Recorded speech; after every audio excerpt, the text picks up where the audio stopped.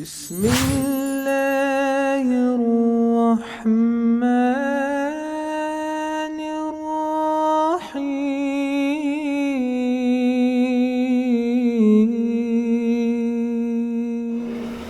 نہیں، میرے خیال میں سورہ فاتحہ کی بات کر رہے تھے، میرے رکوع تک نہیں پہنچے تھے۔ کیا خیال؟ سورہ فاتحہ ہے نا، اور کیا کہتے ہیں آمین کی بات چلی تھی، اور کیا ہے اس ضمن میں رفع الیدین کی بات آئی تھی، ہے نا، لیکن اس بیچ میں کیا ہے اور بھی باتیں تھے جو نہیں ہوئی تھی، اور رفع الیدین اور رکوع وغیرہ کی بات بعد میں آئے گی۔ تو ہم کیا ہے آج ہم آپ کو آمین سے جو آگے بات ہے اس کو لے کے چلتے ہیں۔ بسم اللہ والحمدللہ والصلاۃ والسلام علی من لا نبی بعد، اما بعد، رب اشرح لی صدری ویسر لی امری واحلل عقدۃ من لسانی یفقہوا قولی، رب زدنی علما سبحانک لا علم لنا الا ما علمتنا انک انت العلیم الحکیم۔ محترم ساتھیو، اللہ تبارک و تعالیٰ کے لیے ہر طرح کی تعریف اور حمد و ثنا ہے۔ نبی کریم صلی اللہ علیہ وسلم کے اوپر اللہ تعالیٰ کا لاکھ لاکھ درود و سلام ہو، اور اسی طریقے سے ان کی ساتھیوں کے اوپر، اور جو قیامت کے دن تک ان کی اتباع کرتے رہیں گے۔ میرے بھائی، ہم کیا ہے نماز کے مسئلے کو شروع کیے تھے، اور میں نے کہا تھا کہ آپ کے سامنے یہ بات ہوگی کہ جو بھی باتیں ہوگی وہ سب کے سب قرآن اور حدیث سے دلیل کے ساتھ بات ہوگی، تاکہ کیا ہے آپ کے پاس جو بات ہو وہ دلیل کے ساتھ ہو، اور کسی کو سمجھائے بھی تو آپ کہیں کہ یہ چیز کیا ہے اللہ کے رسول صلی اللہ علیہ وسلم سے ثابت ہے۔ اور جو چیز اللہ کے رسول صلی اللہ علیہ وسلم سے ثابت ہو جائے تو پھر دنیا کی اور کسی بھی دلیل کی ضرورت نہیں ہے، اور دنیا کے کسی اور انسان کی ضرورت نہیں ہے۔ جو چیز قرآن کی ایک آیت سے ثابت ہو جائے، یا جو چیز اللہ کے رسول صلی اللہ علیہ وسلم کی ایک حدیث سے ثابت ہو جائے، پھر اب اس کے لیے کسی دوسری دلیل کی ضرورت ہمیں نہیں ہے، اتنی ہی ہمارے لیے کافی ہے۔ تو ہم نے کیا ہے اس سے پہلے یہ کہا تھا کہ نبی کریم صلی اللہ علیہ وسلم نے کیا ہے سورہ فاتحہ کو امام اور مقتدی سب کے لیے کیا ہے واجب قرار دیا ہے، اور اسی طریقے سے یہ بھی بات آئی تھی کہ ہے آمین کیا ہے انسان کو بلند آواز سے کہنا چاہیے۔ آج ہم کیا ہے آپ کے پاس کیا ہے سورۃ الفاتحہ کے بعد کا جو معاملہ ہے اس کو پیش کریں گے۔ سورہ فاتحہ کے بعد بھی اور سورتیں پڑھی جاتی ہیں نماز میں، ہے کہ نہیں؟ سورہ فاتحہ کے بعد اور بھی سورتیں پڑھی جاتی ہیں، تو آج ہم کیا ہے اسی کے متعلق آپ کے سامنے بات رکھیں گے۔ سب سے پہلی چیز تو یہ ہے کہ سورہ فاتحہ کے بعد جو بھی نماز آپ پڑھتے ہوں، اس نماز میں کیا ہے سورہ فاتحہ کے بعد دوسری سورت ملانا یہ نبی کریم صلی اللہ علیہ وسلم کی سنت ہے۔ اور یہ بھی کیا ہے جو بھی نماز پڑھتے ہیں اس کی پہلی دو رکعت میں فجر کی نماز 2 ہی رکعت ہے، تو اس کی بات وہیں پر ختم ہو جاتی ہے۔ لیکن جیسے ظہر کی نماز ہے، عصر کی نماز ہے، مغرب کی نماز ہے، عشاء کی نماز ہے نا، تو اس میں کیا ہے پہلی 2 رکعت میں سورہ فاتحہ کے بعد کوئی دوسری سورت ملائی جائے گی۔ اور اگر کوئی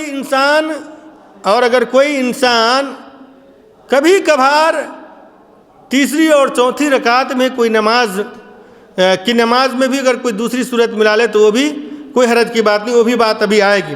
تو کیا ہے انسان کو چاہیے کہ سورہ فاتحہ کے بعد کوئی دوسری سورت ملائے، لیکن اس کے لیے یہ ضروری ہے کہ انسان اس چیز کا لحاظ کرے کہ پہلی رکعت جو ہو وہ لمبی ہو دوسری رکعت کے بنسبت، پہلی رکعت لمبی ہو دوسری رکعت کے بنسبت۔ یعنی آپ اگر پہلی رکعت میں اگر 10 آیت پڑھتے ہیں تو دوسری رکعت میں آپ 7 ہی آیت پڑھیں یا 8 ہی آیت پڑھیں، یعنی پہلی رکعت کے بنسبت کیا ہے دوسری رکعت کیا مختصر ہونی چاہیے۔ دونوں رکعت ایسا نہ کریں کہ کیا ہے برابر ہو جائے، یا ہے کہ پہلی رکعت کیا ہے چھوٹی ہو اور دوسری رکعت لمبی کر دیں، تو ایسا نہیں۔ اللہ کے رسول صلی اللہ علیہ وسلم سے جو چیز ثابت ہے اس کو سنیے۔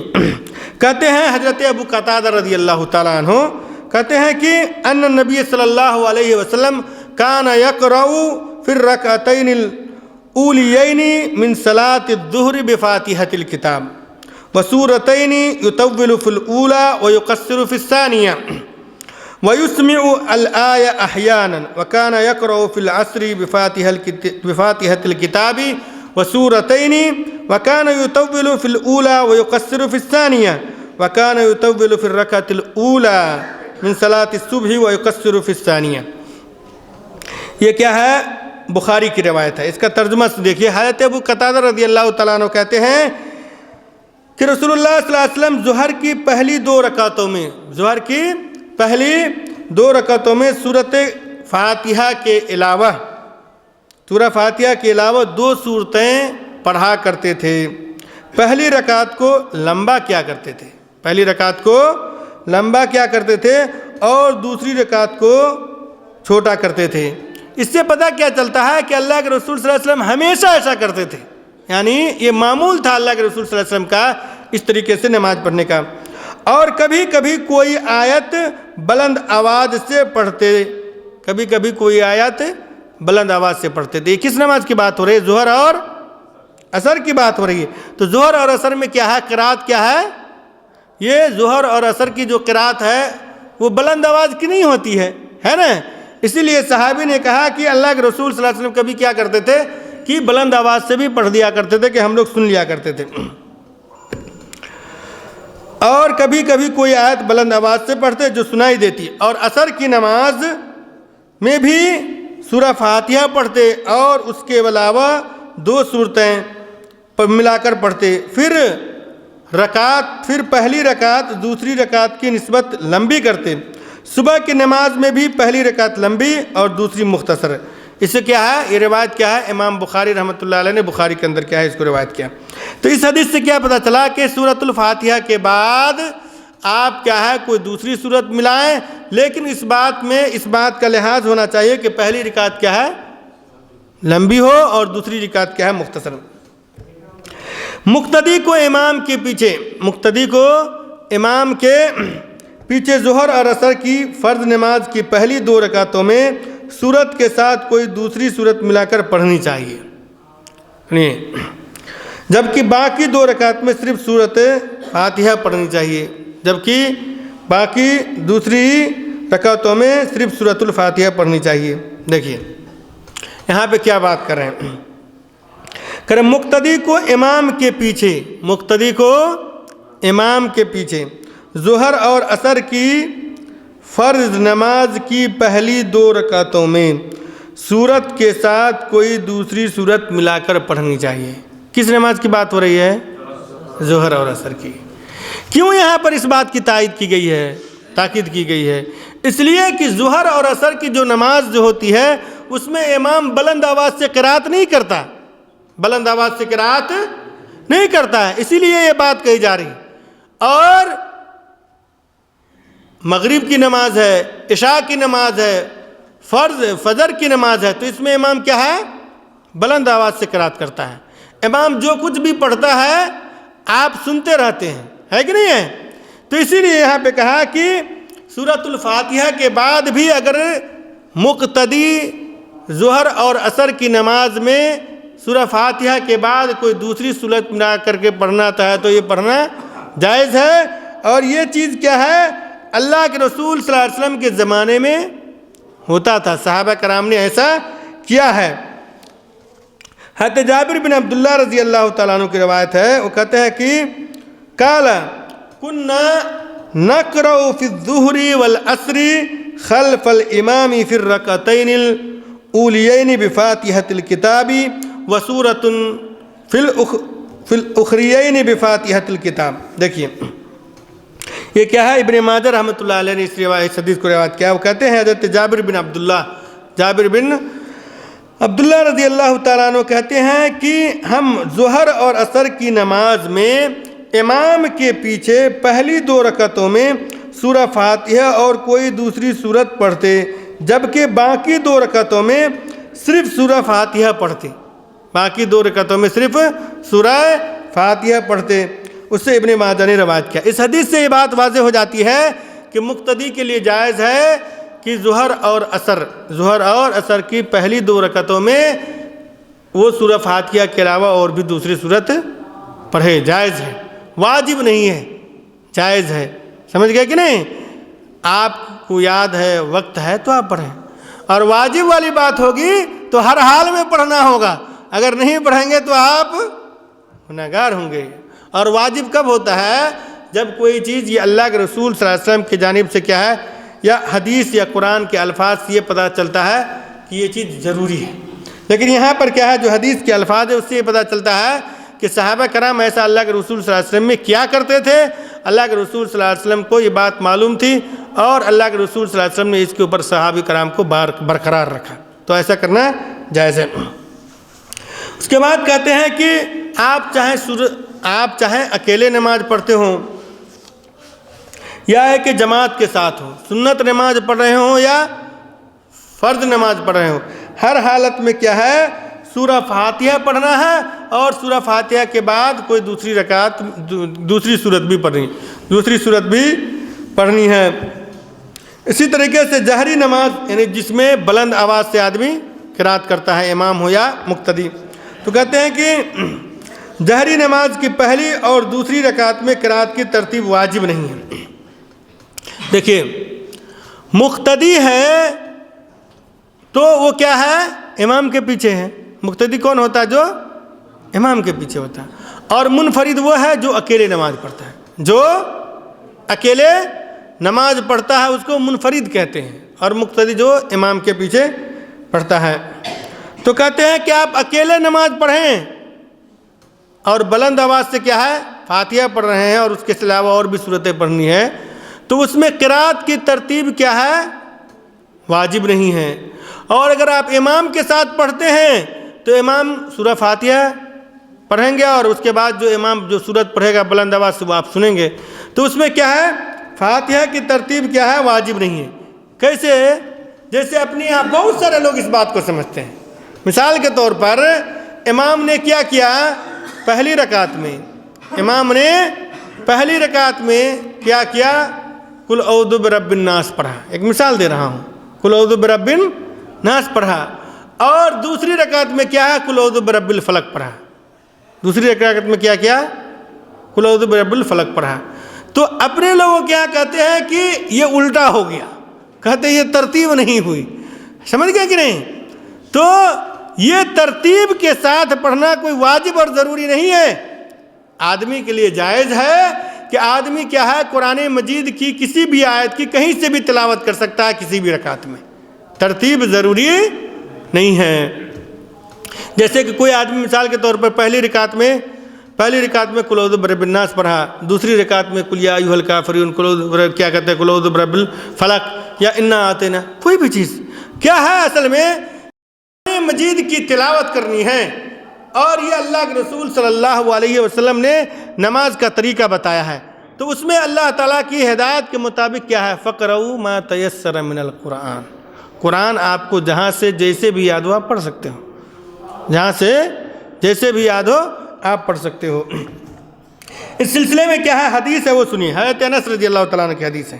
کہتے ہیں کان رجل من الانصار، غور سے سنیے گا، کان رجل من الانصار یؤمهم فی مسجد قباء وکان کلما افتتح سورة یقرأ بها لهم فی الصلاة مما یقرأ به افتتح بقل هو اللہ احد حتى يفرغ منها ثم يقرأ بسورة أخرى معها وكان يصنع ذلك في كل ركعة. فلما أتاهم النبي صلى الله عليه وسلم أخبروه الخبر فقال يا فلان ما يمنعك أن تفعل ما يأمرك به أصحابك وما يحملك على لزوم هذه السورة في كل ركعة؟ فقال إني أحبها. فقال حبك إياها أدخلك الجنة. رواه البخاری. کہتے ہیں کہ حضرت انس رضی اللہ تعالیٰ عنہ کہتے ہیں کہ ایک انصاری صحابی اپنی قوم کی مسجد قباء جہاں پر ہے، مسجد قباء میں کیا ہے امامت کراتے تھے. ایک انصاری صحابی اپنی قوم جو اس علاقے میں یعنی قباء کے علاقے میں جو انصاری صحابی لوگ رہتے تھے ان کی کیا ہے امامت کیا کراتے تھے. تو وہ کیا ہے وہ تمام جہری نمازوں کی ہر رکعت میں پہلے سورہ اخلاص پڑھتا پھر کوئی دوسری سورت پڑھتا. غور سے سنیے گا. کہہ رہے ہیں کہ وہ کیا کرتے تھے پہلی جہری جو نماز ہے جہری نماز جس میں بلند آواز سے قرات کی جاتی ہے تو کہتے ہیں کہ اس میں وہ کیا کرتے تھے سورۃ الفاتحہ کے بعد ہمیشہ کیا ہے قل هو اللہ احد پڑھا کرتے تھے، سمجھ رہے ہیں؟ پھر اس کے بعد کوئی دوسری صورت میں آ کے پڑھتے تھے، پھر اس کے بعد کوئی دوسری صورت ملاتے تھے۔ تو یہ چیز صحابہ کرام نے کیا کیا؟ اللہ کے رسول صلی اللہ علیہ وسلم کے پاس بیان کیا۔ جو ان کے پیچھے نماز پڑھتے تھے تو ان لوگوں نے کیا کیا؟ نبی کریم صلی اللہ علیہ وسلم کے پاس آئے اور ان کو کہا کہ اے اللہ کے رسول صلی اللہ علیہ وسلم، ہمارا جو امام ہے وہ کیا کرتا ہے؟ سورۃ الفاتحہ کے بعد ہر رکعت میں پہلے قل هو اللہ احد پڑھتا ہے، پھر اس کے بعد کوئی دوسری سورت پڑھتا ہے۔ بات سمجھ میں آئے؟ پہلے ہر رکعت میں کیا کرتا ہے؟ پہلے قل هو اللہ احد پڑھتا ہے، اس کے بعد کوئی دوسری سورت پڑھتا ہے۔ اور وہ کیا ہے؟ یہ ان کا معمول ہے، ہمیشہ ہی ایسے کرتے ہیں، سمجھ گئے؟ یہ کیا ہے؟ یہ بات کیا ہے؟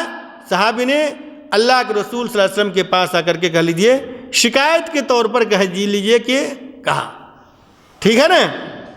اللہ کے رسول صلی اللہ علیہ وسلم نے کیا کہا وہ غور کیجیے گا۔ کہتے ہیں کہ فقال یا فلان ما یمنعک ان تفعل ما یأمرک به اصحابک، ہے نا؟ حضور صلی اللہ علیہ وسلم نے جو انصاری صحابی جو امامت کراتے تھے ان سے پوچھا کہ تم لوگوں کے کہنے پر عمل کیوں نہیں کرتے؟ کہا کہ جو تمہارے ساتھی، جو تم امام ہو، تمہارے جو مقتدی ساتھی لوگ کہتے ہیں کہ تم جو ہر رکعت میں سورۃ الاخلاص پڑھتے ہو تو تم کیا ہے ایسا کیوں نہیں کرتے کہ لوگ جو کر رہے ہیں، لوگوں کا کہنا یہ ہے کہ ہر رکعت میں ایسا نہیں کرو، تو تم ایسا کیوں نہیں کرتے ہو؟ تو اس نے انصاری صحابی نے کیا جواب دیا اور اللہ کے رسول نے کیا جواب دیا وہ غور کرنے کے۔ اس نے کہا، یعنی انصاری صحابی جو امام تھے انہوں نے کہا کہ میں سورہ اخلاص سے محبت رکھتا ہوں، سورہ اخلاص سے محبت رکھتا ہے۔ اخلاص سمجھتے ہیں نا؟ قل هو اللہ احد۔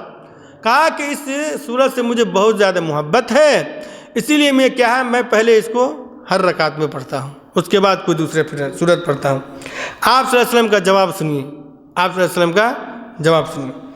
آپ صلی اللہ علیہ وسلم نے ارشاد فرمایا سورہ اخلاص کی محبت تمہیں جنت میں لے جائے گی، سورہ اخلاص کی محبت تمہیں جنت میں لے جائے گی۔ اللہ کے رسول نے نہیں کہا کہ چھوڑ دو، بلکہ کیا کہا؟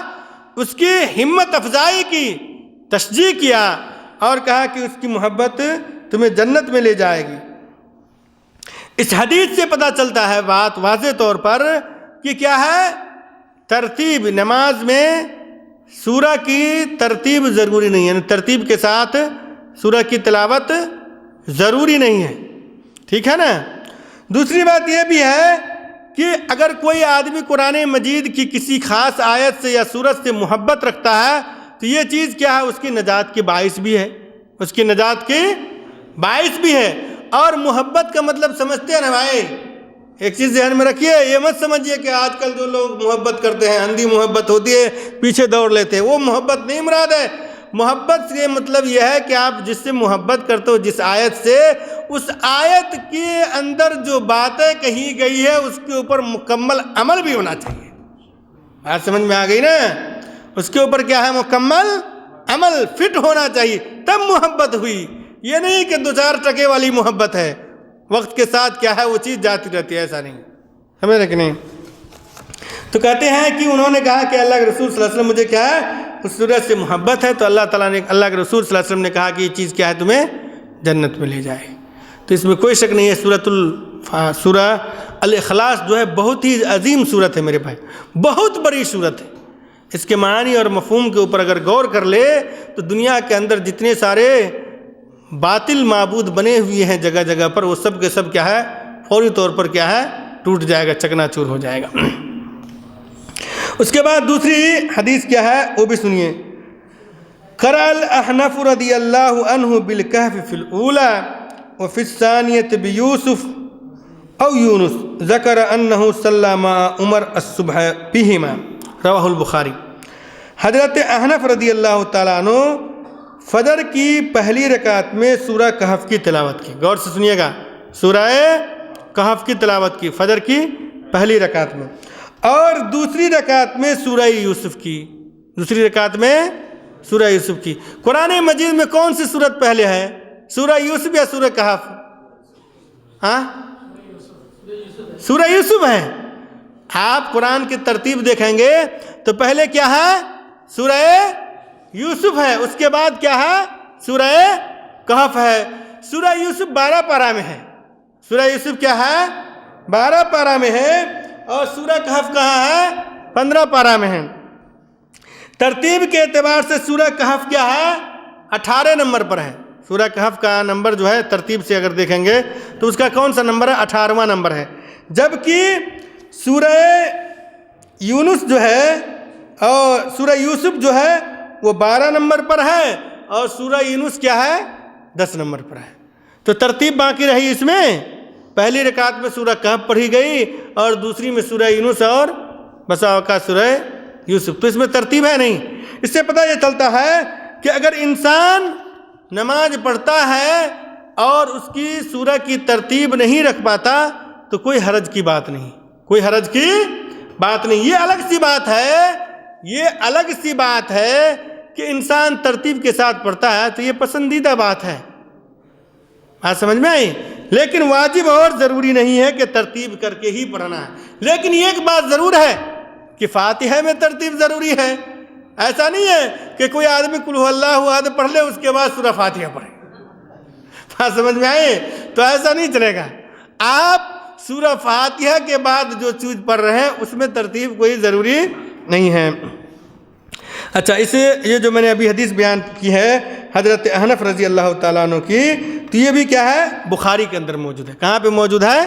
بخاری کے اندر موجود ہے۔ اس کے بعد کیا ہے؟ مسئلہ ہمارے سامنے ہے کہ امام یا منفرد پہلی اور دوسری دونوں رکعت میں ایک ہی صورت تلاوت کر سکتا ہے۔ سمجھ گئے؟ امام اور منفرد، امام اور منفرد، امام سمجھ گئے نا؟ امام اور منفرد جو اکیلے نماز پڑھتا ہے، سمجھ گئے؟ منفرد جو اکیلے نماز پڑھتا ہے، اور مقتدی جو امام کے پیچھے نماز پڑھتا ہے۔ اور مسبوق کس کو کہتے ہیں؟ مسبوق بولتے ہیں جو امام کے ساتھ جس کی 1 یا 2 رکعت چھوٹ گئی ہو۔ یہ بھی اصطلاح آپ یاد کریں۔ منفرد اکیلے نماز پڑھنے والا، مقتدی جو امام کے ساتھ نماز پڑھ رہا ہو، اور مسبوق کہتے ہیں جس کی امام کے ساتھ 1 یا 2 رکعت چھوٹ گئی ہو تو اس کو وہ کیا بولتے ہیں؟ مسبوق۔ وہ آگے الفاظ آئیں گے، اور ہر کی حالت اور ہر ایک کی کیا ہے؟ حالات کے اعتبار سے مسائل بھی مختلف ہیں۔ تو یہاں پر ہے کہ منفرد یا امام وہ دونوں رکعت میں کیا ہے؟ ایک ہی صورت پڑھ سکتا ہے۔ مثال کے طور پر پہلی رکعت میں قل هو اللہ احد پڑھا اور دوسری رکعت میں بھی قل هو اللہ احد پڑھا، تو یہ پڑھنا کیا ہے؟ جائز ہے۔ یہ پڑھنا کیا ہے؟ جائز ہے، کوئی حرج کی بات نہیں ہے۔ اس لیے اگر کبھی کوئی ایسا نماز پڑھا دے تو آپ اس کے اوپر اعتراض بھی نہ کریں اور یہ نہ کہیں کہ اس نے غلط کیا، یہ نہ کہیں کہ اس نے غلط کیا۔ ابھی میرے خیال میں تقریباً 2 مہینہ پہلے کی بات ہے، ایک مسجد میں نماز پڑھ رہا تھا، مغرب کی نماز، تو اس میں امام نے کیا دونوں رکعت میں ایک ہی صورت تلاوت کی۔ دونوں رکعت میں کیا ایک ہی صورت تلاوت کی۔ تو نماز سلام پھیرنے کے بعد کیا ہے؟ ان کو جو ہے 2-4 لوگوں نے گھیر لیا، سمجھ رہے ہیں؟ میں موجود تھا اس میں۔ کہا کہ آپ نے جو یہ نماز پڑھایا تو وہ کہتا ہے جو یہ طریقہ غلط ہے، آپ نے اچھا نہیں پڑھایا، یعنی غلط کر دیا آپ نے۔ تو اس نے کیا کہا؟ نہیں، میں نے ایسا کیا ہے اور وہ حدیث سے ثابت ہے۔ تو وہ جو لوگ تھے جن لوگوں نے اس کو گھیر کے رکھا تھا، انہوں نے کہا یار یہ چیز میں پہلی مرتبہ سن رہا ہوں، سمجھ رہے؟ جبکہ وہ لوگ کیا ہے؟ سعودی لوگ تھے، جنہوں نے اس کو گھیرا تھا سعودی تھے اور کچھ مصری لوگ تھے۔ تو بھائی یہ بات بھی ضروری ہے کہ بہت سارے لوگوں کو بہت سارے مسائل یاد نہیں رہتے، ہے کہ نہیں؟ اور ایک چیز جو وہ ہمیشہ سنتے آتے رہتے ہیں یا کرتے آتے رہتے ہیں، اسی کو یہ سمجھتے ہیں کہ یہی صحیح ہے۔ تو اچھا، ایک دوسرا اور بھی واقعہ کہتا، ابھی وہ ہمارے ساتھ پیش آیا۔ ایک مرتبہ کیا ہے، میں مغرب کی نماز میں سلام پھیرا، امام کے ساتھ تھا، تو سلام پھیرنے کے بعد کیا ہے؟ فوری طور پہ کیا بولتے ہیں؟ استغفر اللہ، ہے کہ نہیں؟ بولتے نہیں ہیں، عام طور پہ یہ بولتے ہیں۔ جبکہ کیا ہے؟ استغفر اللہ کے ساتھ ساتھ میں کیا ہے؟ اللہ اکبر بھی بولنا ہے، یہ بھی ثابت ہے کہ نہیں؟ بخاری کی روایت ہے، بخاری کی روایت ہے کہ حضرت عبداللہ بن عباس کہتے ہیں اس بات کو کہ ہم اللہ کے رسول صلی اللہ علیہ وسلم کی نماز کی انتہا یعنی جب آپ سلام پھیر لیتے تھے تو ہمیں کس بات سے پتہ چلتا تھا؟ جب اللہ کے رسول صلی اللہ علیہ وسلم کہتے تھے اللہ اکبر اللہ اکبر، یعنی اللہ اکبر کے ذریعے سے پتہ چلتا تھا۔ تو یعنی سلام پھیرنے کے بعد اگر کوئی کہا اللہ اکبر کہتا ہے، اس کے بعد استغفر اللہ تو یہ بھی جائز ہے اور نبی کریم صلی اللہ علیہ وسلم کی سنت سے ثابت ہے۔ لیکن عام چیز یہاں پر کیا چلی ہے ہم لوگوں کے یہاں، خاص کر کے اہل حدیث مدارس مساجد اور مدارس میں یہی ہے کہ آدمی کیا ہے اللہ اکبر کہتا ہے، پھر اس کے بعد استغفر اللہ کہتا ہے کہ نہیں؟ لیکن یہاں پر ایک چیز کیا ہے، عام طور پہ کیا ہے، لوگ کیا ہے استغفر اللہ سے شروع کرتے ہیں۔ تو عام چیز لوگوں کے ذہن و دماغ میں یہی ہے کہ لوگ کیا سمجھتے ہیں کہ جب نماز ختم ہوتی ہے سلام پھیرتے ہیں تو انسان کو استغفر اللہ کہنا چاہیے۔ تو جب یہ چیز نہیں آتی ہے اس کے سامنے میں تو لوگ کیا ہے سمجھتے ہیں کہ اس نے غلط کیا۔ تو ہمارے ساتھ یہ معاملہ ہوا، تو اس نے ایک سعودی جو وہ طالب علم تھا پڑھتا تھا، اس نے مجھ کو کہا کہ تم نے یہ کون سی بات کی، اس نے میرے پر اعتراض کیا۔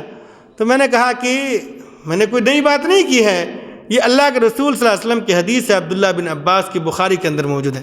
تو وہ کہتا ہے واللہ میں عرفت، بولتا ہے کہ مجھ کو معلوم نہیں اس کے بارے میں۔ میں نے کہا کہ جاؤ ٹھیک ہے، تم کیا ہے حدیث کے اندر بخاری کے اندر تلاش کرنا، دیکھنا کہ اللہ حضرت عبداللہ بن عباس کہتے ہیں کننا نعرف انقضاء صلاۃ النبی صلی اللہ علیہ وسلم بالتکبیر۔ المہم تو یہ کیا ہے، میں بات یہ کر رہا تھا کہ امام ہو یا منفرد ہو وہ کیا ہے دونوں رکعت میں ایک ہی سورت کی تلاوت کر سکتا ہے۔ حضرت معاذ بن عبداللہ الجہنی کی روایت ہے، وہ کیا ہے غور سے سنیے، کہتے ہیں کہ ان رجلا من الجہین اخبرہ انہ سمع رسول اللہ صلی اللہ علیہ وسلم قرأ فی الصبح اذا زلزلت الارض فی الرکعتین کلتیہما فلا ادری انسی ام قرأ ذلك عمدا، رواہ ابو داؤد۔ حضرت معاذ بن عبداللہ جوہنی رحمۃ رضی اللہ تعالیٰ کہتے ہیں کہ جوہینہ خاندان کے ایک آدمی نے مجھے بتایا کہ اس نے رسول اکرم صلی اللہ علیہ وسلم کو فجر کی نماز میں، اس نے نبی کریم صلی اللہ علیہ وسلم کو فجر کی نماز کی دونوں رکعتوں میں سورہ زلزال کی تلاوت کرتے ہوئے سنا۔ راوی کہتے ہیں کہ مجھے یہ بات معلوم نہیں ہو سکا کہ اللہ کے رسول صلی اللہ علیہ وسلم نے جو نماز پڑھی یا اس طرح سے جو نماز پڑھایا تو وہ کیا ہے جان بوجھ کر کے کیا یا عمدن کیا، جان بوجھ کر کے کیا یا بھول کے سے کیا ہے نا، سہون کیا ہے نا۔ لیکن بات کیا ہے کہ یہ چیز یہاں پہ صحابہ نے اپنی بات بیان کی ہے، لیکن کیا ہے یہ چیز ثابت ہے کہ دونوں رکعت میں کیا ہے ایک سورت پڑھی جا سکتی ہے، اور یہ چیز کیا ہے حضرت عثمان رضی اللہ تعالیٰ عنہ سے بھی ثابت ہے، حضرت عثمان رضی اللہ تعالیٰ عنہ سے بھی ثابت ہے۔ اور یہاں پر بھی یہ چیز کیا ہے بسا اوقات لوگ کرتے ہیں تاکہ کیا ہے لوگوں کے ذہن میں یہ بات ہو، سمجھ رہے کہ نہیں۔ اس کے بعد کیا ہے کہ اگر کوئی آدمی ہے جن کو کیا ہے نماز تو پڑھتا ہے لیکن ان کو قرآن مجید کی کوئی بھی آیت یاد نہیں ہے، سورہ فاتحہ بھی یاد نہیں ہے، پھر وہ کیسے کرے گا؟ سوال ہے کہ نہیں؟ تو یہ بھی چیز بہت آتی رہتی ہے، اور بہت سارے لوگ کیا ہے نماز پڑھنے سے کیا ہے دور رہتے ہیں، کہتے ہیں یار ہم بعد میں نماز پڑھیں گے، ابھی ہم سیکھ ہی رہے ہیں نا۔ تو آپ نماز کے بارے میں سیکھے نہیں ہو، سیکھ ہی رہے ہو، تو اس کی بنیاد پر آپ نماز چھوڑ دو تو یہ بہانہ نہیں ہے، آپ کو جیسی ہی نماز آتی ہے ویسے ہی نماز پڑھو، یہ ہے فرض، اور آپ آہستہ آہستہ سیکھتے رہو۔ البتہ اگر کسی کو نماز کی کوئی صورت یاد نہیں، سورہ فاتحہ وغیرہ بھی یاد نہیں ہے، تو وہ کیا ہے نماز میں قرات کی جگہ پر کیا ہے تسبیح پڑھے، کیا کرے تسبیح اور تمہید پڑھے۔ وہ کیا ہے وہ کہتے ہیں کہ حضرت ابو اوفا رضی اللہ تعالیٰ عنہ، یہ بھی صحابی رسول ہے، وہ کہتے ہیں کہ جاء رجل الی النبی صلی اللہ علیہ وسلم فقال انی لا استطيع ان آخذ شيئا من القرآن فعلمني شيئا يجزئني من القرآن فقال قل سبحان الله والحمد لله ولا الہ الا اللہ واللہ اکبر ولا حول ولا قوت الا باللہ۔ حضرت ابو اوفا رضی اللہ تعالیٰ عنہ کہتے ہیں کہ اللہ کے رسول صلی اللہ علیہ وسلم کے پاس ایک آدمی آیا اور اس نے نبی کریم صلی اللہ علیہ وسلم سے عرض کیا کہ اے اللہ کے رسول صلی اللہ علیہ وسلم، نماز میں قرآن مجید کچھ بھی نہیں پڑھ سکتا، مجھے یاد نہیں ہے اور نہ میں یاد بھی کر سکتا ہوں، تو میں ایسی ہی نماز پڑھتا ہوں، آپ مجھے کوئی کلمات سکھا دیجئے، کوئی بات سکھلا دیجئے جس کو میں نماز کی حالت میں پڑھا کروں۔ تو نبی کریم صلی اللہ علیہ وسلم نے کہا کہ قرات کی جگہ پر تم کیا کرو، ان دعاؤں کو پڑھو، اور وہ کیا ہے؟ سبحان اللہ، الحمدللہ، لا الہ الا اللہ، واللہ اکبر، ولا حول ولا قوت الا باللہ۔ اس کو کیا ہے؟ امام نسائی رحمۃ اللہ علیہ نے روایت کیا ہے۔ تو اس سے یہ پتہ چلتا ہے کہ آدمی کو اگر قرآن کی کوئی چیز یاد نہ ہو تو کم سے کم اتنا نماز کے اندر ضرور پڑھا کریں۔ اچھا، لیکن اس کا مطلب یہ بھی نہیں ہے کہ آدمی کیا ہے سورہ فاتحہ کو یاد کرنا چھوڑ دے، ایسا بھی نہیں مطلب، بلکہ کیا ہے انسان کو کوشش کرتے رہنا چاہیے تاکہ کم سے کم کیا ہے سورہ فاتحہ یاد ہو جائے، کم سے کم سورہ فاتحہ یاد ہو جائے۔ اور کوشش کرنے سے کوئی چیز بعید نہیں ہے، کوشش کرنے سے کوئی چیز بعید نہیں ہے۔ اس کے بعد کیا ہے کہ قرآن مجید کی ہم نماز پڑھتے ہیں تو کبھی کبھی کیا ہے ہمارے نماز کے اندر کیا ہے سورہ کوئی بھی سورت پڑھتے، کبھی سورہ سجدہ پڑھتے ہیں یا اور بھی کبھی کبھی کوئی دوسری سورت پڑھتے ہیں، تو قرآن مجید کے اندر کیا مختلف جگہوں پر جو سجدہ ہے نا قرآن مجید کے اندر کتنی جگہوں پر ہے؟ 15 جگہ پر، اور بعض فقہا کے اختلاف کے مطابق 14 جگہ پر۔ المہم یہ ہے کہ آپ کے ہاں جہاں بھی یہ سجدہ آتا ہے تو آپ کو وہاں پہ سجدہ کرنا چاہیے، سجدہ کیا ہے کرنا چاہیے۔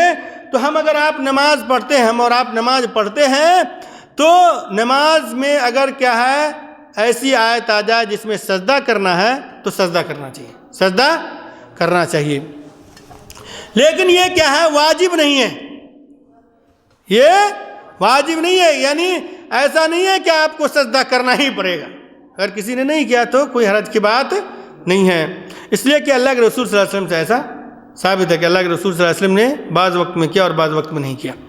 ایک بات، دوسری بات یہ ہے اس میں وہ یہ ہے کہ کوئی آدمی ایسا بھی نہ کرے کہ قرآن مجید کی انہی آیتوں کی تلاوت کرے جس میں کیا ہے سجدہ تلاوت ہے، یعنی جان بوجھ کر کے آدمی اسی آیت کو پڑھے تاکہ کیا ہے سجدہ تلاوت آ جائے وہ سجدہ کرے، تو ایسا بھی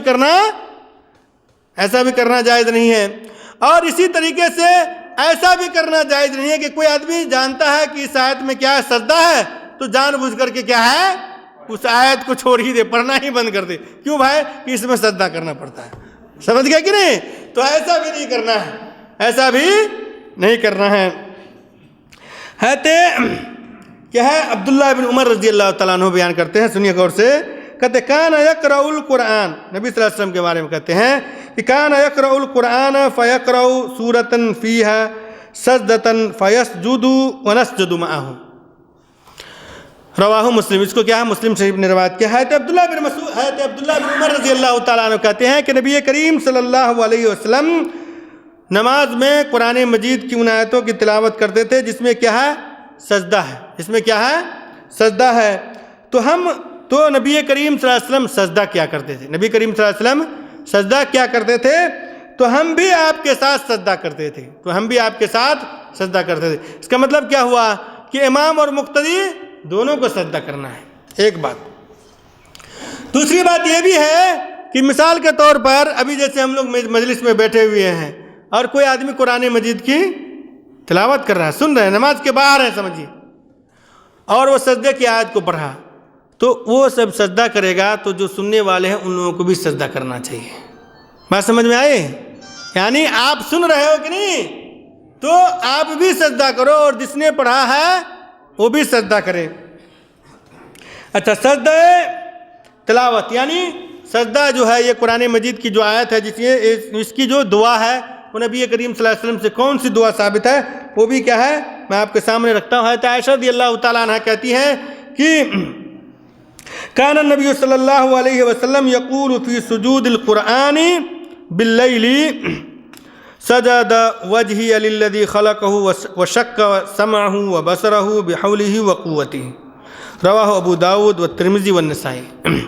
حضرت عائشہ رضی اللہ تعالیٰ فرماتی ہے کہ نبی کریم صلی اللہ علیہ وسلم قیام اللیل کے دوران جب سجدہ تلاوت کرتے تو فرماتے میرے چہرے نے اس ہستی کو سجدہ کیا جس نے اسے پیدا کیا اور اپنی طاقت و قدرت سے اس میں کان اور آنکھیں بنائیں۔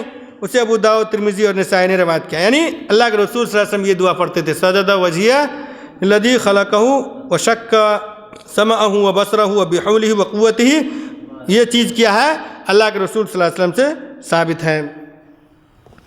اس کے بعد کیا ہے جو میں نے آپ کے کہا کہ سجدہ تلاوت واجب نہیں ہے، سجدہ تلاوت واجب نہیں ہے۔ کس ناحیے سے؟ کس طرح سے کہ اگر آپ سجدہ نہیں کریں گے تو آپ کو کیا ہے گناہ ملے گا، ایسا نہیں ہے۔ یہ کیا ہے اللہ کے رسول صلی اللہ علیہ وسلم کے صحابی رسول سے ثابت ہے۔ یہ بھی چیز کیا ہے، بہت سارے لوگ اپنے یہاں سمجھتے ہیں کہ سجدہ تلاوت کیا ہے واجب ہے، تو ایسا نہیں ہے۔ یہ بخاری اور مسلم کی روایت ہے، سنیے یہ بھی حدیث میں آپ کو سناتا ہوں۔ کہتے ہیں کہ ان زید بن ثابت رضی اللہ تعالی عنہ قال قرأت علی النبی صلی اللہ علیہ وسلم النجم فلم یسجد فیہا، متفق علیہ۔ کہتے ہیں حضرت زید بن ثابت رضی اللہ تعالیٰ فرماتے ہیں میں نے نبی اکرم صلی اللہ علیہ وسلم کے سامنے سورہ نجم کی تلاوت کی۔ سورہ نجم میں سجدہ ہے نا بھائی؟ کہتے ہیں کہ میں نے نبی کریم صلی اللہ علیہ وسلم کے پاس سورہ نجم کی تلاوت کی تو آپ صلی اللہ علیہ وسلم نے سجدہ تلاوت نہیں کیا، آپ نے سجدہ تلاوت نہیں کیا۔ اس کو بخاری اور مسلم نے روایت کیا۔ اس سے کیا پتہ چلتا ہے کہ سجدہ تلاوت کیا ہے؟ واجب نہیں ہے۔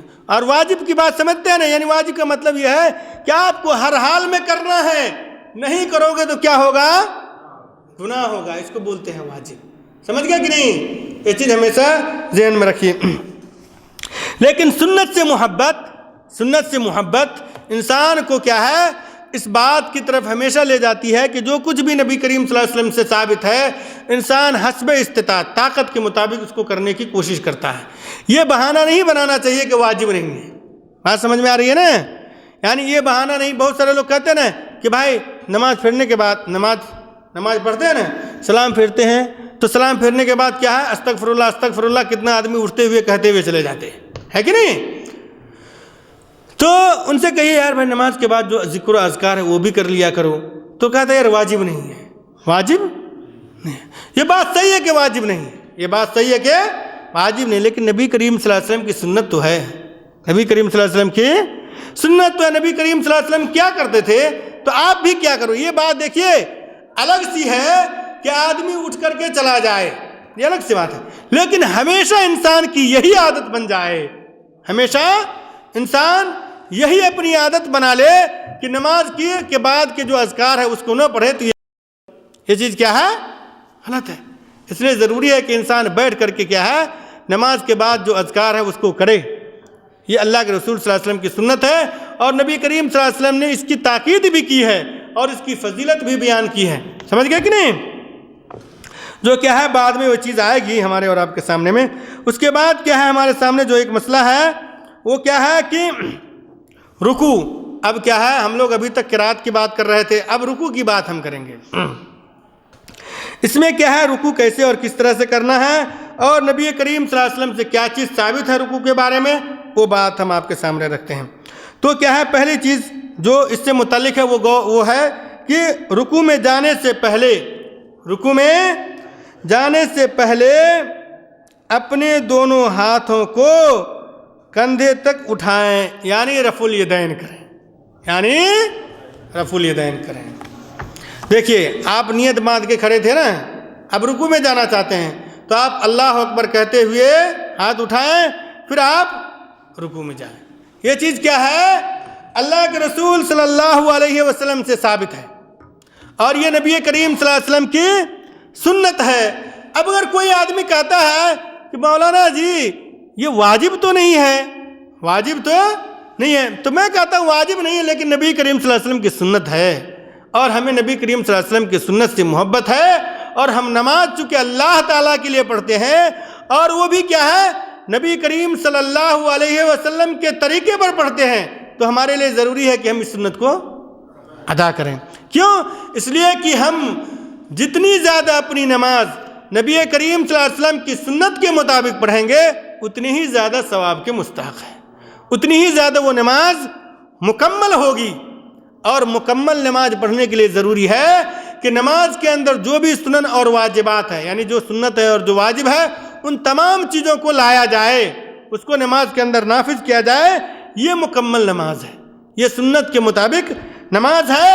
اور اللہ کے رسول صلی اللہ علیہ وسلم نے ہمیں اس بات کا بھی حکم دیا ہے کہ ہم نبی کریم صلی اللہ علیہ وسلم کی سنت کے مطابق نماز پڑھیں، جیسا کہ اللہ کے رسول صلی اللہ علیہ وسلم نے کہا کہ صلو کما رأیتمونی وصلی۔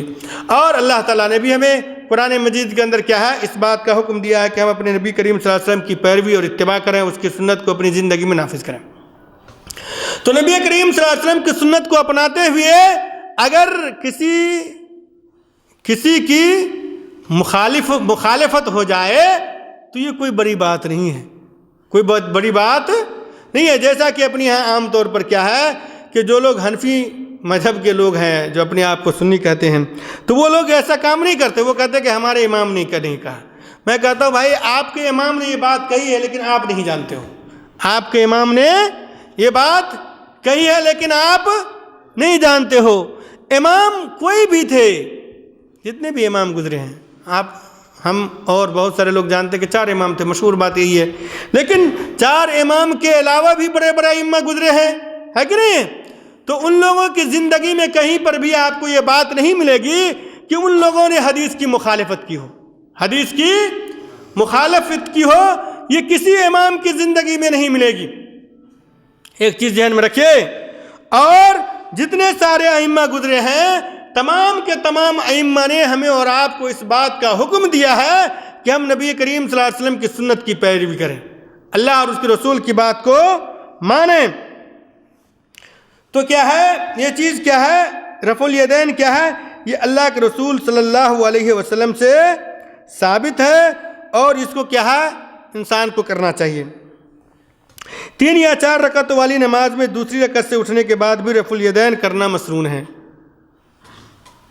3 یا 4 رکعت میں کی جو نماز ہے، 3 یا 4 رکعت، جیسے مغرب کی نماز کیا 3 رکعت کی ہے نا، اور 4 رکعت کی نماز جیسے ظہر، عصر اور عشاء کی نماز۔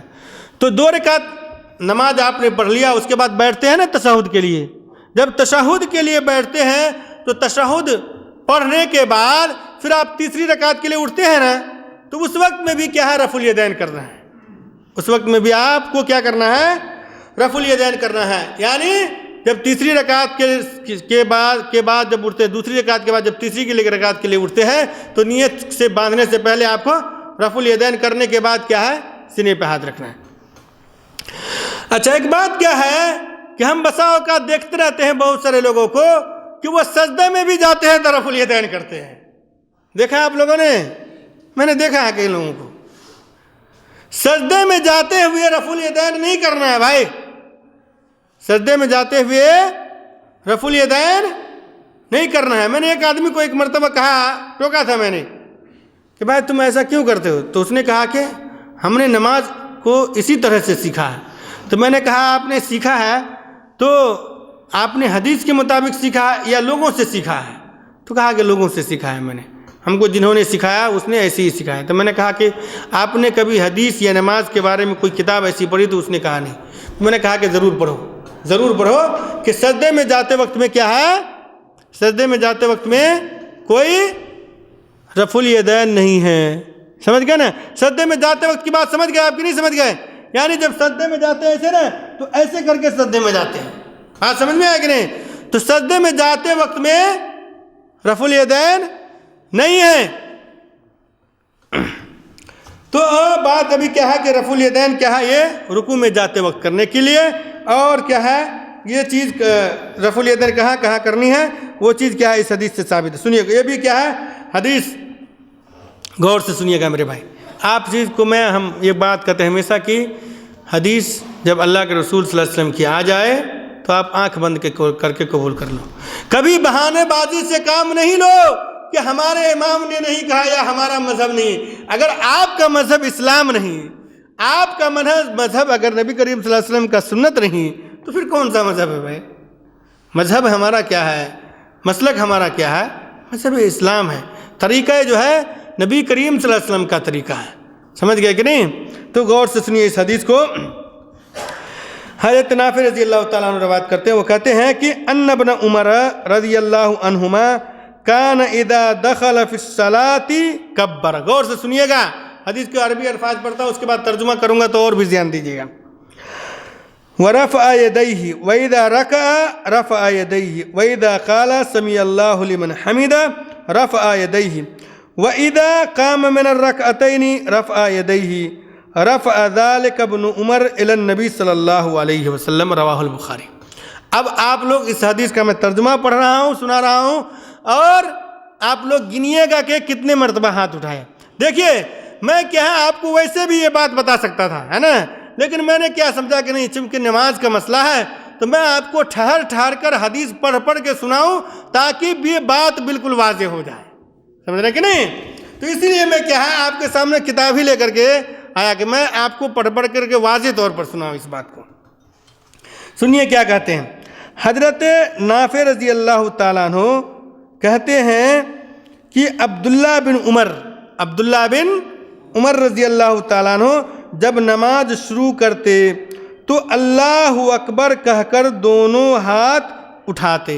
جب نماز شروع کرتے تو اللہ اکبر کہہ کر دونوں ہاتھ اٹھاتے. یعنی کب؟ یعنی تکبیر تحریمہ جس کو کہتے ہیں نماز کی شروع میں. سمجھ گیا کہ نہیں؟ تکبیر تحریمہ کے وقت میں کیا کرتے تھے؟ دونوں ہاتھ کو اٹھاتے تھے. اور جب رکوع کرتے تو دونوں ہاتھ اٹھاتے. جب رکوع کرتے تو دونوں ہاتھ اٹھاتے. کتنی جگہ ہو گئی؟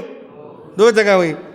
اور جب رکوع سے اٹھنے کے لیے سمیع اللہ لمن حمیدہ کہتے تو پھر دونوں ہاتھ اٹھاتے. کتنی جگہ ہو گئی؟ 3 جگہ ہو گئی. اور جب 3 یا 4 رکعتوں والی نماز ہوتی تھی تو 2 رکعتوں کو پورا کرنے کے بعد تشہد کے بعد جب اٹھتے تب بھی دونوں ہاتھ اٹھاتے. کتنی جگہ ہو گئی؟ 4 جگہ. اور فرماتے کہ نبی اکرم صلی اللہ علیہ وسلم ایسا ہی کیا کرتے تھے. اس حدیث کو بخاری رحمۃ اللہ علیہ نے روایت کیا ہے. دیکھیے یہ حدیث واضح ہے کہ نہیں واضح ہے؟ بالکل واضح ہے. اب اس میں سمجھنے اور فلسفہ دکھانے کی ضرورت نہیں رہ جاتی ہے. بات سمجھ میں آئی؟ اپنے یہاں کے جو مولانا لوگ ہیں وہ فلسفہ پڑھاتے ہیں. فلسفہ سمجھتے ہیں نا جی، ایسی بات ہے جو عقل سے بیان کی جاتی ہے فلسفہ، تو وہ فلسفہ بتاتے رہتے ہیں. میں کہتا ہوں بھائی دین اسلام جو ہے اس کے مسئلے اور مسائل جو ہے سورج کی طرح سے واضح ہیں. اس میں کوئی غموض نہیں ہے.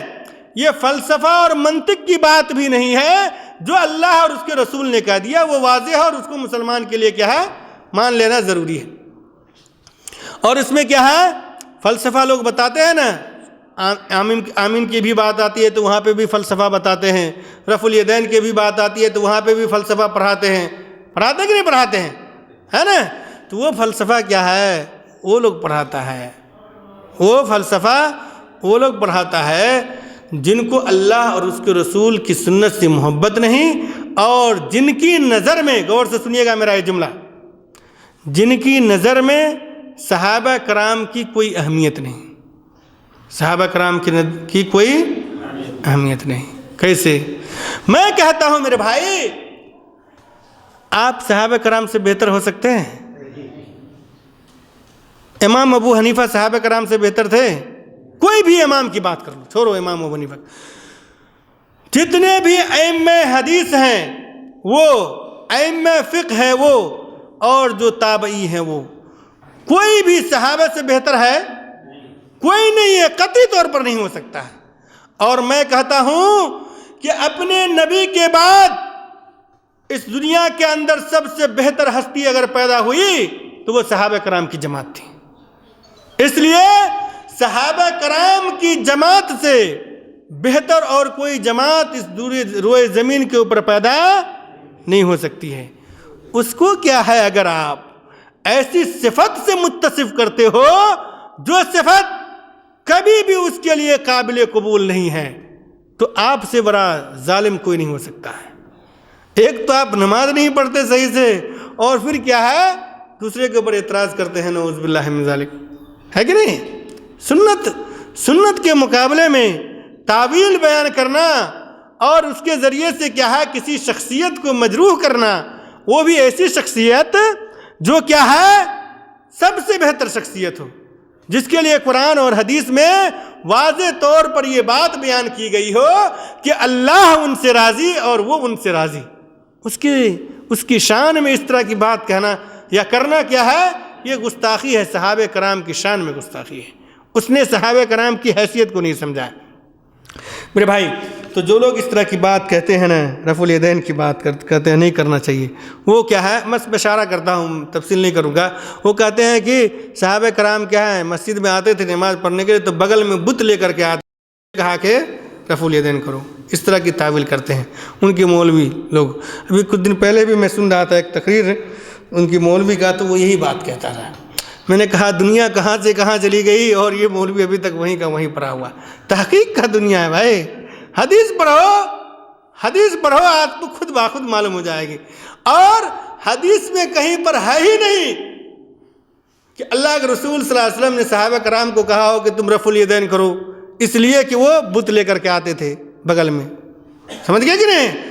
اور آمین کے بارے میں کیا کہتے ہیں کہ وہ منہ میں بت لے کے آتے تھے، نعوذ باللہ من ذالک، استغفر اللہ العظیم۔ صحابہ کرام کو کیا ہے ایسے صفت سے یا ایسی بات سے متصف کرنا جو کیا ہے عقل کے خلاف ہے، جو عقل کے خلاف ہے، وہ میں کہتا ہوں اس طرح کی بات وہی انسان کرتا ہے جس کو صحابہ کرام کی شان میں گستاخی اور صحابہ کرام سے کیا محبت نہیں ہے۔ میرے بھائی، تو صحابہ کرام رضوان اللہ علیہم اجمعین سے ہمیں محبت کرنا چاہیے، اس کی عزت کرنی چاہیے، اس کی تکریم کرنی چاہیے، اور جو کچھ بھی انہوں نے نبی کریم صلی اللہ علیہ وسلم سے بیان کیا ہے اس کو ہمیں ماننا چاہیے۔ یہی کیا ہے اللہ کے رسول صلی اللہ علیہ وسلم کی ہدایت ہے۔ تو بات ہو رہی تھی کہ رفع الیدین کیا ہے، انسان کو کرنا چاہیے، اور یہ اللہ کے رسول صلی اللہ علیہ وسلم سے ثابت ہے۔ دوسری بات یہ ہے کہ نبی کریم صلی اللہ علیہ وسلم سے رکوع کی حالت میں کیا ہے، نبی کریم صلی اللہ علیہ وسلم سے جو دعائیں ثابت ہیں اس کو رکھتا ہوں۔ اللہ کے رسول صلی اللہ علیہ وسلم سے کیا ہے رکوع کی حالت میں یہ دعائیں ثابت ہیں۔ حضرت حذیفہ بن الیمان رضی اللہ تعالیٰ عنہ کہتے ہیں کہ انہ سمع رسول اللہ صلی اللہ علیہ وسلم یقول اذا رکع سبحان ربی العظیم 3 مرات وَإِذَا سَجَدَ قَالَ سُبْحَانَ رَبِّ الْأَعْلَىٰ 3 مرات، یعنی رکوع کی حالت میں اللہ کے رسول صلی اللہ علیہ وسلم سے جو دعا ثابت ہے وہ یہ ہے کہ آدمی کیا کہے، سبحان ربی العظیم 3 مرتبہ۔ یہ کیا ہے، حضرت حذیفہ کہتے ہیں کہ نبی کریم صلی اللہ علیہ وسلم کیا ہے رکوع کی حالت میں یہ دعا پڑھتے تھے، اور جب سجدہ میں ہوتے تھے تو کیا پڑھتے تھے، سبحان ربی العالی، یہ بھی کیا ہے 3 مرتبہ پڑھا کرتے تھے، ہے نا۔ اور ایک دوسری روایت بھی، یعنی ایک دوسری حدیث بھی اللہ کے رسول صلی اللہ علیہ وسلم سے ثابت ہے، جس میں کیا ہے اللہ کے رسول صلی اللہ علیہ وسلم دوسری دعائیں بھی پڑھا کرتے تھے۔ وہ بھی کیا ہے آپ کے سامنے رکھتا ہوں۔ عائشہ رضی اللہ تعالیٰ عنہ کہتی ہیں کہ ان نبی صلی اللہ علیہ وسلم کان یقول فی رکوعہ وسجودہ سبح قدوس رب الملائکۃ والروح، رواہ مسلم۔ کہتے ہیں حضرت عائشہ رضی اللہ تعالیٰ عنہ کہتی ہیں کہ اللہ کے رسول صلی اللہ علیہ وسلم رکوع کی حالت میں اور سجدہ کی حالت میں، دونوں حالت میں ایک ہی دعا پڑھا کرتے تھے، اور وہ کیا ہے، سبح القدوس رب الملائکۃ والروح۔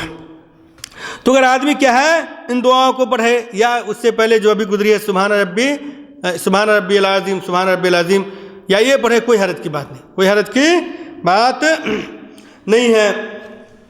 رکوع میں دونوں ہاتھ مضبوطی سے گھٹنوں پر رکھنے چاہیے، رکوع میں دونوں ہاتھ مضبوطی سے کیا ہے گھٹنوں پر رکھنا چاہیے۔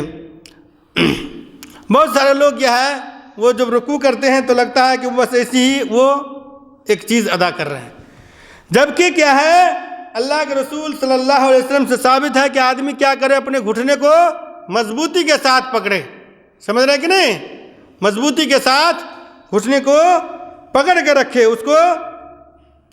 اس کے اوپر پورا زور دے، سمجھ رہے ہیں۔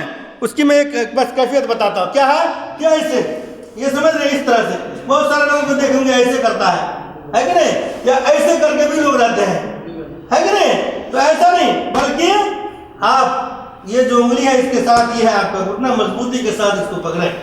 سمجھ گئے کہ نہیں؟ تو یہ ہے کیا ہے اللہ کے رسول صلی اللہ علیہ وسلم سے ثابت شدہ طریقہ، اور انسان کو کیا ہے اسی طریقے سے کیا ہے کرنا چاہیے.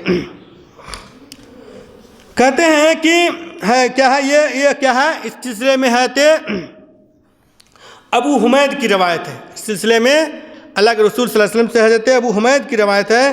وہ کہتے ہیں کہ فی اصحابہ امکن النبی صلی اللہ علیہ وسلم یدیہ من رکبتیہ، رواہ البخاری. حضرت ابو حمید رضی اللہ تعالیٰ عنہ صحابی رسول ہیں، کہتے ہیں کہ جب رسول صلی اللہ علیہ وسلم رکوع کرتے تو اپنے ہاتھوں سے گھٹنے کو مضبوط پکڑ لیتے. اپنے ہاتھوں سے گھٹنوں کو کیا ہے مضبوط پکڑ لیتے تھے. اس کو بخاری رحمۃ اللہ علیہ نے روایت کیا ہے. حضرت عائشہ رضی اللہ تعالیٰ عنہ کی بھی روایت ہے. وہ کہتی ہیں کہ قالت کان رسول اللہ صلی اللہ علیہ وسلم یرفع فیضع یدیہ علی رکبتیہ ویجافی بعضدیہ. حضرت عائشہ رضی اللہ تعالیٰ عنہ کہتی ہیں کہ اللہ کے رسول صلی اللہ علیہ وسلم جب رکوع کرتے تو اپنے دونوں ہاتھوں کو دونوں گھٹنوں پر رکھ لیتے اور اپنے بازو پھیلا دیتے. اپنے بازو پھیلا دیتے. اسے ابن ماجہ نے روایت کیا ہے. اپنے بازو پھیلا دیتے کا مطلب کیا ہوا؟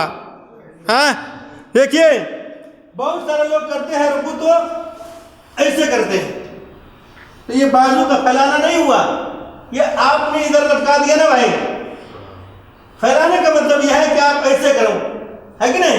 یہ بالکل الگ ہے اس سے، اور یہ بھی بالکل الگ ہے کہ نہیں؟ جسم سے لگی ہوئی نہیں ہونی چاہیے، بلکہ کیا ہے آپ کا یہ جو بازو ہے اس میں اور اس میں بس یہ ہو، اور بیچ میں یہ جگہ خالی ہونی چاہیے. آپ نے دیکھا ہوگا بہت سارے لوگ اس طرح سے بھی کیا ہے رکوع کرتے ہیں. تو کہتے ہیں کہ ایسا نہیں، بلکہ اللہ کے رسول صلی اللہ علیہ وسلم کیا کرتے تھے پھیلا دیتے تھے، دور رکھتے تھے. دونوں ہاتھوں کو کیا ہے اپنے پہلو سے کیا کرتے تھے دور رکھا کرتے تھے. اور دور رکھنے کی ایک اور بھی صورت ہے جو غلط ہے. میں آپ لوگوں نے دیکھا بہت سارے لوگوں کو، میں نے بھی دیکھا ایسے کرتے ہیں. سمجھ گئے کہ نہیں؟ یا ایسے کر لیتے ہیں. دیکھا ہے کہ نہیں دیکھا ہم لوگوں نے؟ دیکھا. یہ بھی طریقہ نہیں میرے بھائی، یہ بھی طریقہ نہیں ہے. بالکل سیدھا آپ ایسے کرو، ٹھیک ہے نا جی؟ یہ ہے طریقہ اصل. ایسا بھی نہیں ہے نا، اور نہ ہی ایسا ہے اور نہ ایسا ہے. جو چیز ثابت ہے اس کے مطابق عمل کرو. تو یہ کیا ہے حضرت عائشہ رضی اللہ تعالیٰ عنہ کی روایت تھی. اس کے بعد ہے کہ حالت رکوع میں کمر سیدھی اور سر کمر کے برابر ہونا چاہیے. کمر سیدھی اور سر اور کمر کے برابر ہونا چاہیے. اونچا ہو نہ نیچا ہو، نہ اونچا ہو نہ نیچا ہو. حضرت عائشہ رضی اللہ تعالیٰ عنہ کہتی ہے کہ وَكَانَ إِذَا رَكَعَ لَمْ يُشَخِّصْ رَأْسَهُ وَلَمْ يُصَوِّبْهُ وَلَكِنْ يُبْنَ ذَلِكَ رَوَاهُ وَلَكِنْ بَيْنَ ذَلِكَ رَوَاهُ مسلم. کیا ہے اس کا ترجمہ سنیے، اس کے بعد میں اس کی تشریح کرتا ہوں. حضرت عائشہ رضی اللہ تعالیٰ عنہ فرماتی کہ رسول صلی اللہ علیہ وسلم جب رکوع فرماتے تو اپنا سر کمر سے نہ اونچا کرتے نہ نیچا کرتے، بلکہ سر اور کمر برابر رکھتے. اس سے مسلم شریف نے روایت کیا ہے. بات سمجھ میں آئی؟ کہتے ہیں جب آپ حضرت عائشہ کہتی ہے کہ جب اللہ کے رسول صلی اللہ علیہ وسلم رکوع کرتے تھے تو نہ سر کمر سے نیچا ہی رکھتے تھے نہ کمر سے اوپر ہی رکھتے تھے. آپ نے دیکھا ہوگا بہت سارے رکوع کرتے ہیں تو ایسے کر لیتے ہیں، ایسے سر نیچا ہو گیا کہ نہیں بھائی، ایسے. اور بہت سارے لوگ ایسے کر لیتے ہیں تو اونچا ہو گیا کہ نہیں ہوئے. تو کہا کہ ایسا نہیں بلکہ برابر رکھتے تھے. سر اور کمر کا جو مسئلہ ہوتا تھا بالکل برابر، سیم پیٹھ کے اس پہ اگر کوئی چیز رکھ دی جائے تو گرے نہیں. سمجھ رہے کہ نہیں؟ اور آج کل تو سجدے میں رکوع کی حالت اور سجدے کی حالت تو آپ دیکھیں گے عجیب عجیب لوگ کرتے ہیں، عجیب عجیب طریقے سے لوگ کرتے ہیں. تو وہ اصل میں کیا ہے یا تو اس کو معلومات نہیں ہے، یا انہوں نے کیا ہے نماز جو پڑھ رہے ہیں وہ لوگوں سے دیکھی دکھائی نماز پڑھتے، یعنی اس نے سیکھا نہیں نماز کے بارے میں، لوگوں کو دیکھا کر رہا کر. اور یہ بھی کہ چلو یار ایک رسم ہے اس کو بھی پورا کر لیتے. ابھی بھی ہے بہت سارے لوگ اس طرح سے نماز پڑھنے والے، اور مساجد میں تو بہت سارے. ایک آدمی ہے، میں نے کیا ہے اس کے ساتھ بہت زیادہ کیا کہ اس کی رکوع کی جو حالت ہے وہ درست ہو جائے. وہ کہتا میں بھول جاتا ہوں. وہ کیا کہتا ہے؟ میں بھول جاتا ہوں. میں بھول کیسے جاتے ہوں؟ کہتا ہے کہ میری پرورش ہی اسی پر ہوئی، میری عادت بنی ہوئی ہے. میں نے کہا نماز عادتاً نہیں پڑھو، بلکہ کیا ہے اللہ تعالیٰ نے آپ کے اوپر فرض کیا ہے تو عبادتاً پڑھو. کیا کرو؟ عادتاً نہیں، عبادتاً پڑھو. عادتاً اگر پڑھو گے تو ثواب نہیں ملے گا.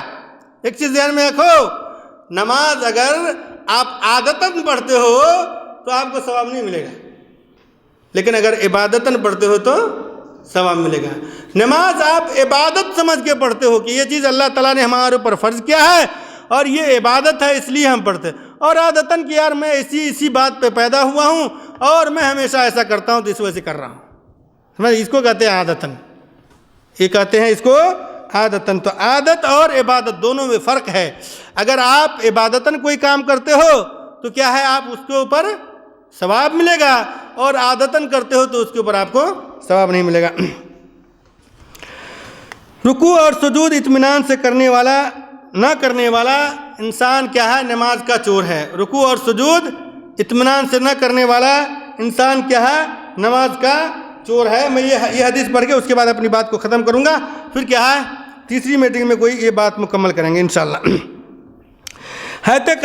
یہ بھی کیا ہے؟ یہ حضرت قتادہ رضی اللہ تعالیٰ عنہ کی روایت. وہ کہتے ہیں کہ قال رسول اللہ صلی اللہ علیہ وسلم اسوأ الناس سرقة الذي يسرق من صلاته قالوا يا رسول الله وكيف يسرق من صلاته قال لا يتم ركوعها ولا سجودها. رواہ احمد.